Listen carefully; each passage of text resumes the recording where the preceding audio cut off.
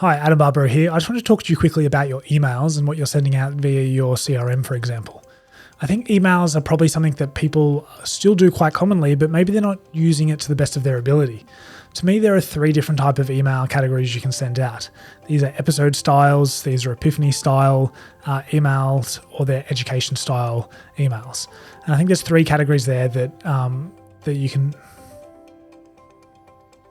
And there's three categories there that you can base your emails on.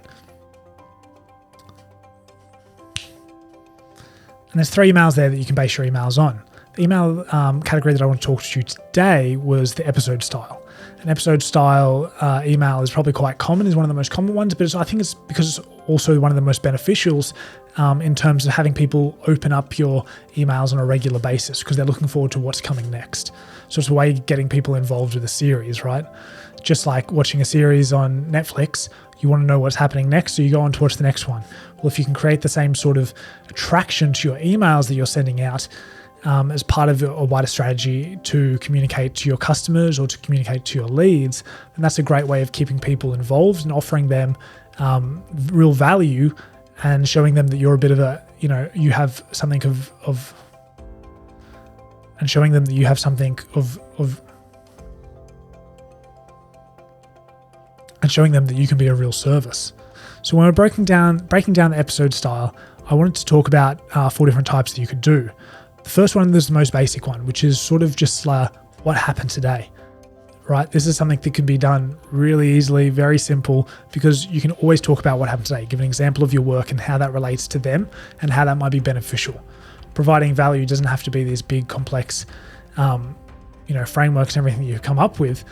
In fact, it could just be an example of how you've dealt with a client on that day and how that's beneficial to someone else who's looking to work with you, or someone who's used your product and has got the benefit out of it, and then you're just sharing that story. So what happened today is probably the first one I'd say of the episode style. I think it's a really easy way to provide value to people. Next one is talking about a controversial topic. I know people don't usually like to cause any controversy or anything like that, but I think that's a mistake. I think part of good messaging and good marketing is really attracting the people that you want to your cause. And I think getting them behind you and making them advocates of your business is getting them to align with your values, which means occasionally maybe having to step out there and talk about things that most businesses won't talk about. You might be thinking, I don't want to do that, I could put people off, but you're also going to attract people and make them build a lot deeper relationships with you. I mean, let's look at political parties, for example.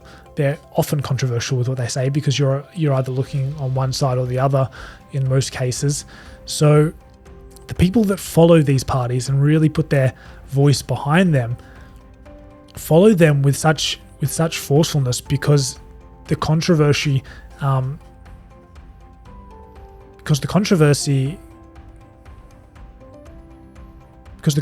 helps polarize. And being able to polarize makes means pushing some people away, but it means pushing more people that you're looking for closer towards you and making them more willing to be.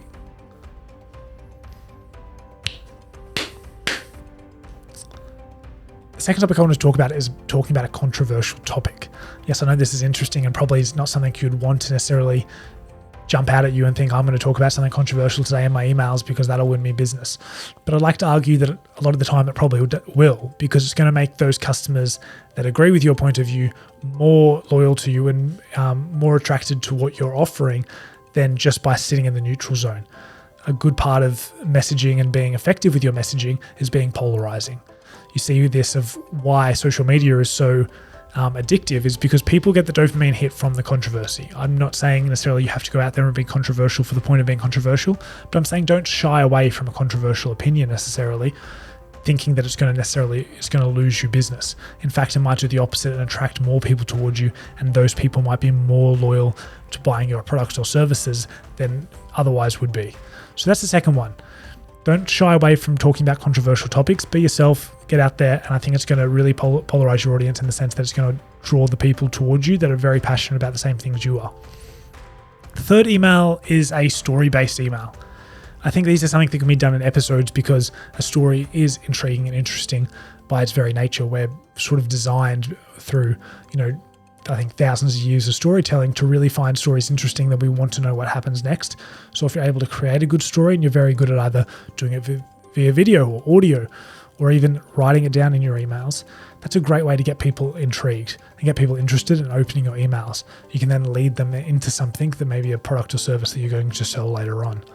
So being able to create a story and splitting that over different emails, I think is a great way of improving your open rate in an episode style emails out to your potential customers or current customers. The final one is educational training. Using episode style educational training is more around the sense that, hey, this is my 5-step guide to doing this. I'm not going to give it to you all in one email because, it may be too complex, it may be too long. You're then going to create this massive email, which is just coming out in one email. Instead, let's split that up into 5 emails and give them 5 bite-sized pieces, maybe 5 actionable items. They can go out and achieve whatever you're talking about across those 5 emails. You'll then have 5 emails that have great open rates. You'll have 5 emails where people are more engaged with what you're saying, which not only helps your business from a building brand perspective, but it also means if you've built these 5 emails that people are genuinely looking forward to, what's going to happen in that 6th email, even if it's a totally different topic, they're probably going to open that email as well because they were genuinely interested in the previous 5 emails that came out. So they're my quick tips for creating episode style emails. I think in a future video, I'd like to talk about the epiphany and the educational style emails and how you can use your list and you can use your current customers to continue to market them via your CRM and effective emails. All right, thanks.